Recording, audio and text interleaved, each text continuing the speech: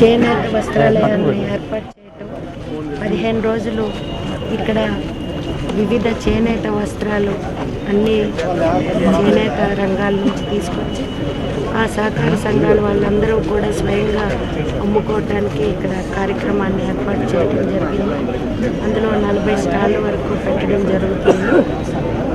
ఇక ఇంకో 10 రోజుల్లో మనకి పుష్యమాసం అయిపోయి పెళ్ళిళ్ళ సీజన్ మాఘమాసం వస్తుంది కాబట్టి ప్రతి ఒక్కరూ చేనేత వస్త్రాలను కొనుక్కోవాలని, ఇక రాబోయేది కూడా వేసవికాలం, అందరూ చేనేత వస్త్రాలను ధరించాలి.